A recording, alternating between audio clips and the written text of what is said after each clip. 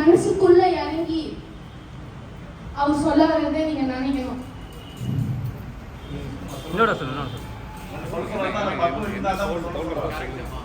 அவர் பேசுறாரு. அதுதான் நீங்க